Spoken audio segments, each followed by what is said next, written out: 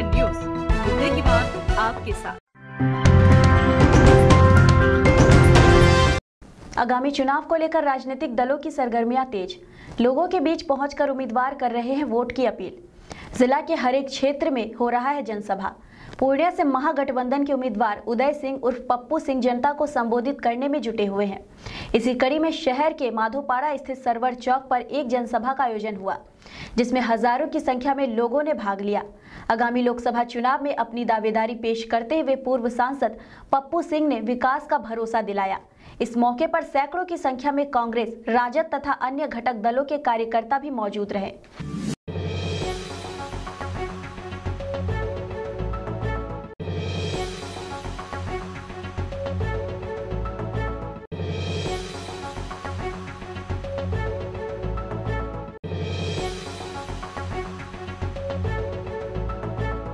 हमें इस तरह का सांसद चाहिए जो जनता की हर एक बात को सुने, हर एक बात को समझे, और ऐसी काबिलियत अभी सिर्फ हमारे भावी सांसद साहब पप्पू सिंह उर्फ उदय सिंह साहब के अंदर ही है,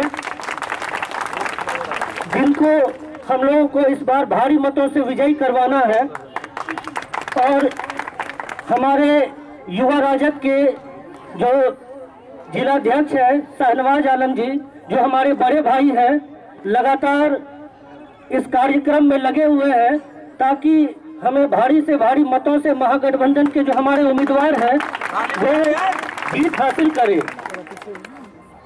मैं ज्यादा नहीं कहना चाहूँगा क्योंकि वक्त कम है और लोग बहुत सारे हैं, लेकिन मैं अभी सिर्फ यही बात बोलना चाहता हूँ कि पूर्णिया में एक नया उदय होगा और वो उदय हमारे सांसद पप्पू सिंह उर्फ उदय सिंह होंगे। और हमारे जो युवा राजद का जो ये कार्यक्रम रखा गया है, साथ में सिर्फ युवा राजद ही नहीं कहेंगे, महागठबंधन का कार्यक्रम रखा गया है। इस कार्यक्रम को सफल बनाने के लिए हमारे उपाध्यक्ष युवा राजद के मोहम्मद रिजवान आलम, हमारे बड़े भाई शाहनवाज भाई, इन्होंने काफ़ी मेहनत किया है, और हमारे वार्ड कमिश्नर महफूज भाई और पप्पू जी, इन्होंने भी काफ़ी मेहनत किया है इस कार्यक्रम के लिए, और लगातार क्षेत्र में और क्षेत्र की जनता को जागरूक कर रहे हैं ताकि उनका जो 100% वोट है वो वोट हमारे सांसद साहब पप्पू सिंह साहब के झोली में आए। आप सबों के दिल में पप्पू भैया या पप्पू चचा जो भी कहे, जिनके रिश्ता में जो लगे, उनकी जगह दिल में है। और हमारे भाइयों ने कहा कि उदय सिंह फिर से उदय होंगे, नहीं, ये उदय थे, उदय है और उदय रहेंगे। और इंशाअल्लाह अल्लाह ने चाहा तो 2 लाख वोट से हम लोग जीतेंगे इंशाअल्लाह। इतना मेहनत करते हैं दिल से, जान से। ये वोट, ये इलेक्शन इनका नहीं है, ये हम सबों का है। इस चीज को हम लोग ये जान ले, समझ ले, और ये ना सोचे कि वो हमारे यहाँ नहीं आए, वो हमसे नहीं, ये जिम्मेदारी हम सबों की है। इनको कैसे विजयी बनाना है, ये दायित्व हम लोगों का है, ये जवाबदेही हम लोगों की है। और आज वार्ड नंबर 28, 29 और हमारे अगल बगल से आए हुए भाइयों, आप लोगों से ये निवेदन है कि वोट के दिन सबसे पहला काम यही रहेगा कि सुबह उठकर अपने बूथ पर चले जाए। जिनको जो परेशानी होगी अपने अपने वार्ड पार्षद से मिलेंगे, पर्ची नहीं मिला है उसके लिए मिलेंगे, या और भी कोई परेशानी उसके लिए मिलेंगे।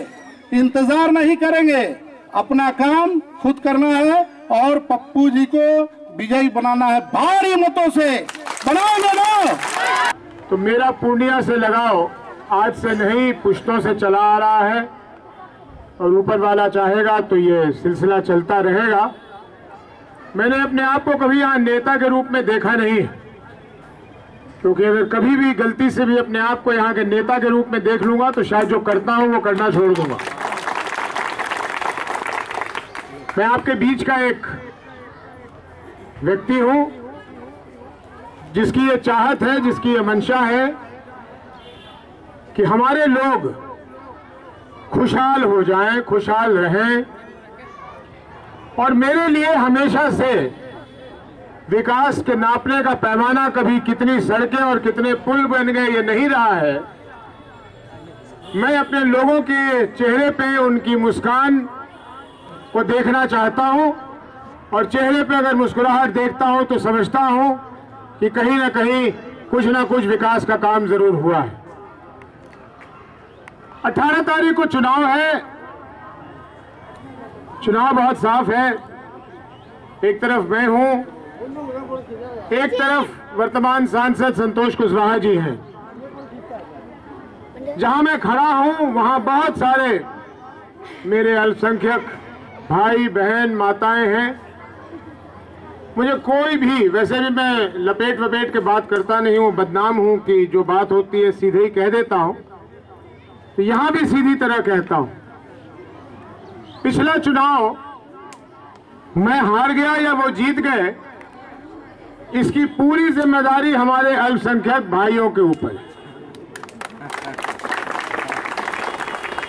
मैं इत्मीनान से रह गया ये सोचकर कि मैंने काम किया है और काम की मजदूरी मुझे मिलेगी।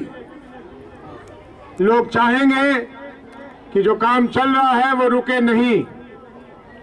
मुझे क्या मालूम था कि जिस दल में मैं था उसमें विचित्र तरह के लोग भी रहते हैं। एक श्री गिरिराज सिंह जी हैं, बोलते पहले हैं सोचते बाद में हैं। बगल कहीं आकर कह रहे कि जो नरेंद्र मोदी को वोट ना दें वो पाकिस्तान चले जाए। अब इसमें उदय सिंह ने क्या किया था?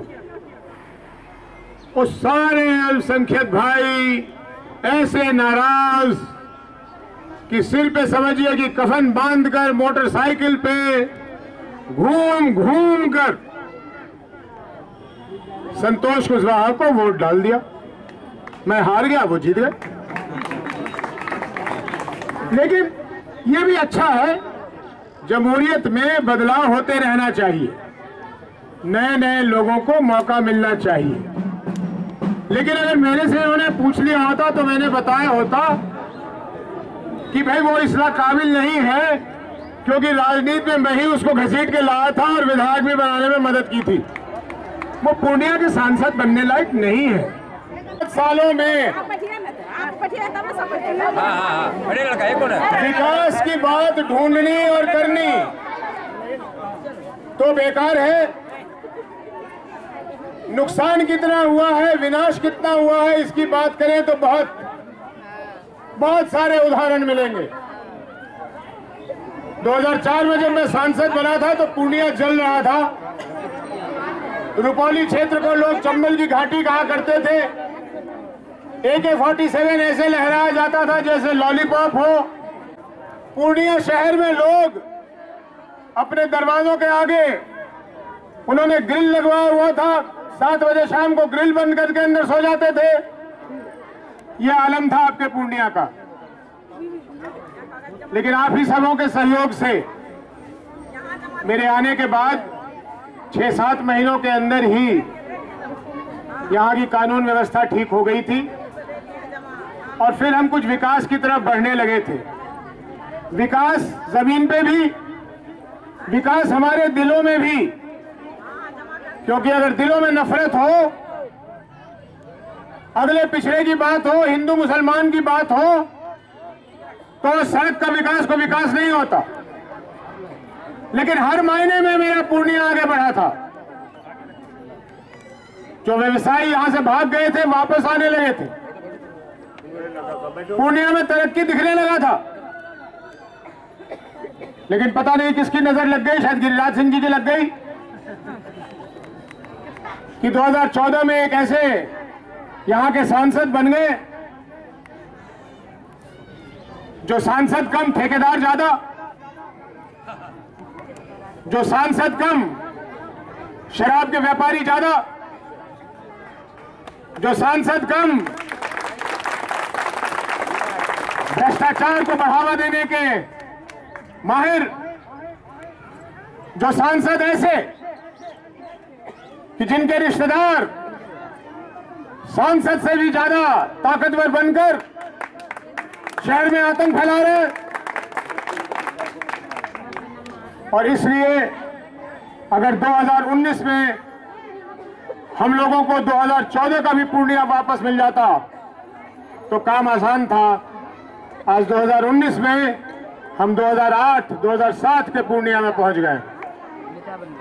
इसलिए चुनौती मेरे नहीं है, मैं तो आपके बीच आया हूं, राहुल जी का, लालू जी का, सोनिया जी का आभारी हूं कि अभी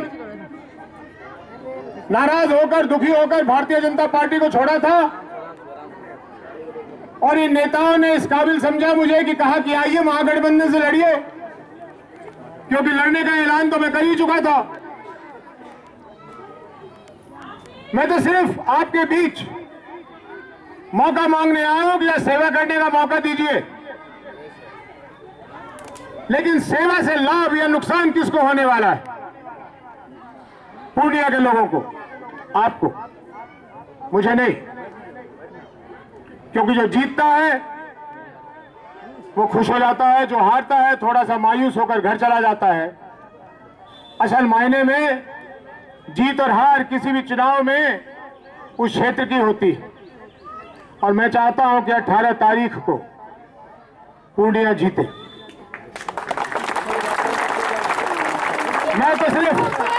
मैं तो अपनी ओर से सिर्फ इतना वादा कर सकता हूं कि अगर जिम्मेदारी आएगी कंधों पर